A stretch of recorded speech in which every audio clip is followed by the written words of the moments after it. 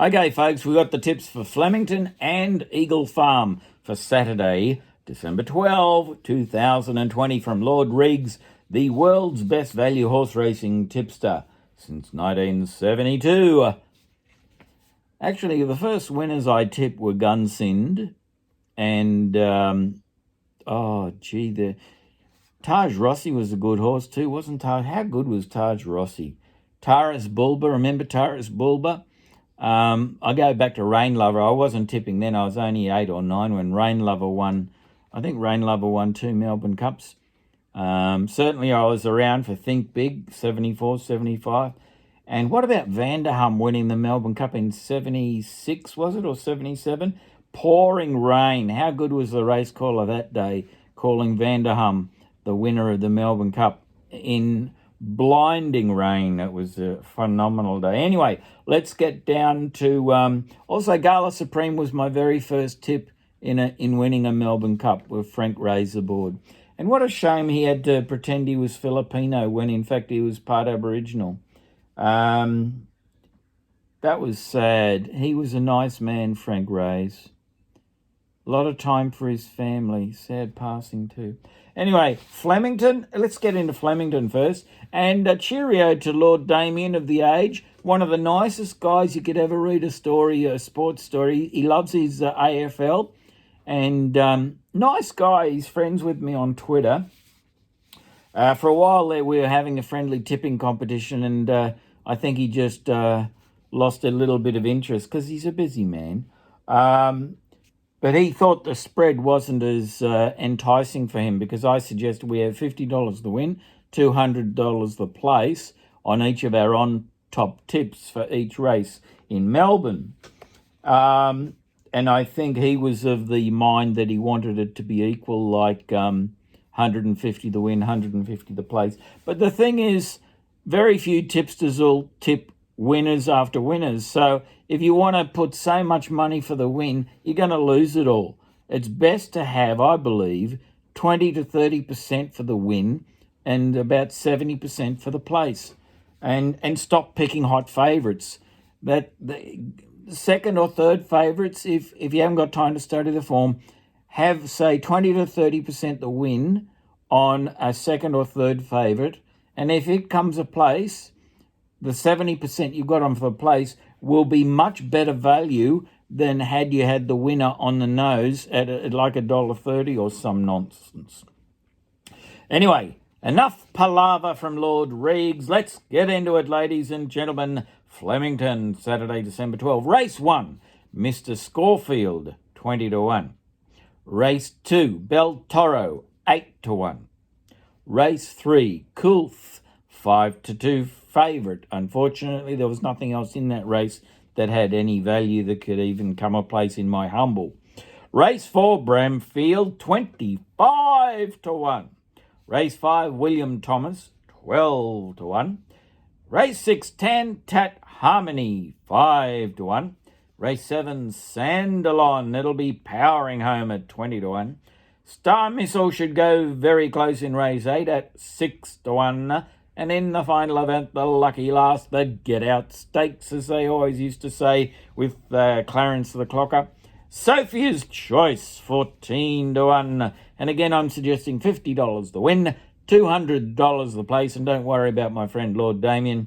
If he wants to put 150 each way, that's his business. But good luck to you, Lord Damien. Love you like a brother. And keep doing those terrific articles in The Age. It's a mighty paper. Actually, speaking of The Age, was Megan the Egg, one of the greatest reporters in the 1980s, who actually taught me in my Fairfax days my investigative journalism course, my media law course. She also did my sub-editing course, and she had some fascinating stories. And I also worked very closely with a guy called Lindsay Murdoch.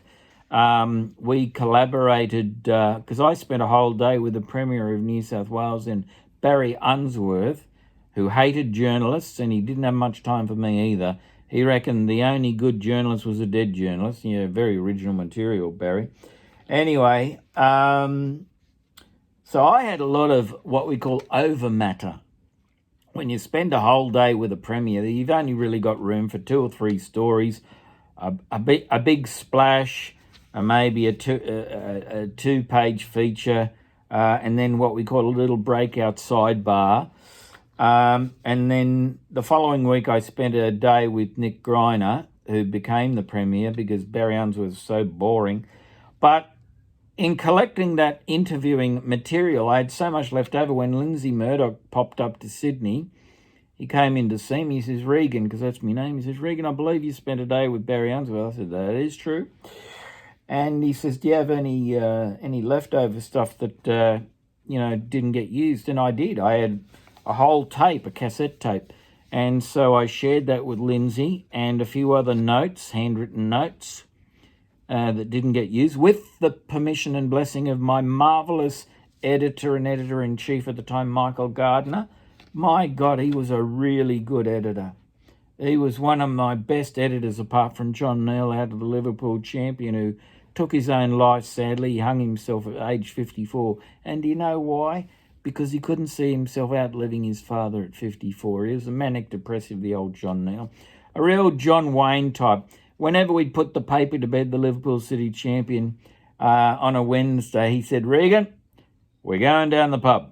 We're going down the pub. I'm seconding your liver. Bring your liver with you. I'm going to tell you all about my days in journalism. And he cut his teeth on the truth with Ezra Norton. And if you made a mistake in journalism with Ezra Norton, one typo, he would dock you a day's pay. And so John Neal would have the best stories. He'd be holding court. That's what he would do. And there'd be 4 or 5 of us. We'd be there for 2 or 3 beers and hoping to get home to our wives on time. And by 8 o'clock at night, I'd be unconscious on the floor of the toilet, wondering what hit me. It felt like a Mack truck hit me. And my poor wife would have to come up and collect me because John Neal had just put a massive bar tab. He fed us as well. He was a very generous man, John Neal. But his stories, he could hang on his every word. I thoroughly enjoyed working with him. I was very sad when I heard that he passed. But anyway, Michael Gardner was a good editor too. And so Lindsay Murdoch got the over matter. And it was a marvellous expose that Lindsay did on Barry Unsworth. And then I bumped into Barry Unsworth on the streets of Liverpool when he visited the area with his ministers about a month later. And he came up to me, he says, Regan, because that's my name, he says, Regan, how dare you? I gave you that interview, you spent a day with me, and you gave your material to Lindsay Murdoch. He said, that's a lousy thing to do. I said, excuse me, but you granted the interview, I spent the day with you, and if we had enough space in our paper, we would have had it all in the St. George Leader. But you got plenty of coverage anyway. I had it on the front page, and we had an inside spread as well. And we gave equal space to your opponent, Nick Greiner, and he didn't like that. He didn't know we were going to do Nick Greiner on the same day. And so bad luck, Barry Unsworth. And so Lindsay Murdoch had some great coverage. Barry Unsworth didn't like me collaborating with him. But anyway, so I love The Age. I reckon The Age is one of the greatest papers, not just in Australia, but the world. And thank God for it, and also The Australian, because we need a bit of balance in Australian media. There's not enough conservative news coverage, and I don't mean opinionated. I mean just the alternative viewpoints, because I used to write boring news because I was taught to be like the old granny, the Sydney Morning Herald, and write boring news, but present both sides of the story and let the reader make up their mind. Do not inject your own views or opinions into a story. That's how I was taught by Megan the Egg from The Age. And so, I mean, if we wanted to have our opinions, we would have a thing at the front of the St. George Leader, a half page, called As I See It. And every journalist every week had a chance to put their own opinions in this half-page thing called As I See It.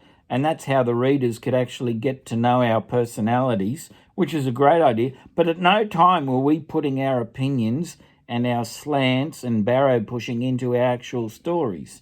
Whatever we said, even if we liked some of the politicians that we were reporting on, it was sacrosanct that you give half the story to whom you're interviewing and always give the right of reply to their opponent.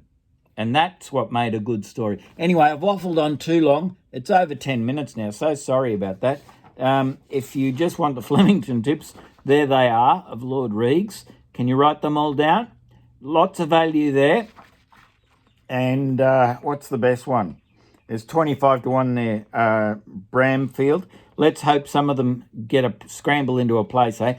Anyway, Lord Reags over and out for Flemington Tips on Saturday the 12th of December.